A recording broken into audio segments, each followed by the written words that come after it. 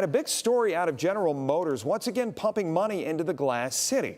WTOL 11 has learned the GM will invest hundreds of millions into the Toledo Propulsion plant, a plant retooled the last few years specifically for EVs. But this investment also involves a dramatic shift, one that is due to what people are and aren't buying at car dealerships. Steve Iwanicki spoke with a union leader today, joins us now in studio. So we talk about this shift. This is a big shift. It certainly is, and this investment comes at a time where industry leaders do admit that electric vehicles just haven't had the demand for electric vehicles, I should say, hasn't matched the supply of the parts being made for them.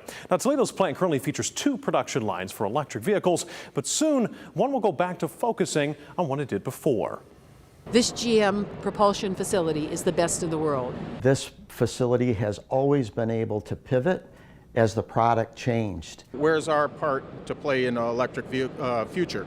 The Toledo Propulsion's plant has seen its fair share of investment over the years. Just 3 years ago, GM committed nearly $750 million to build transmissions for gas and electric cars. Now, they've cut Toledo a new check, and it comes with a change. We always look forward to these kind of investments. We're very fortunate. UAW Local 14 President Tony Tani is referring to an announcement made by GM Wednesday, where over the next several weeks, it will be pouring millions into the plant, but in the process, scaling back on electric propulsion system production and ramping up production on transmissions for internal combustion engines. Tani says for GM, this is an about face.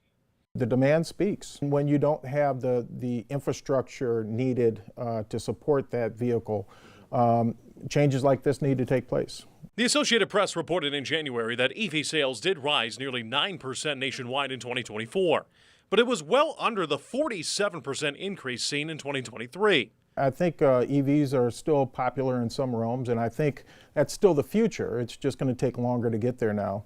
So over the next several weeks, the plant will phase out line 1 of its electric drive unit production and replace it with parts for a 10-speed transmission in the Chevy Silverado and GMC Sierra. Tani says it will not only help meet demand, but create jobs.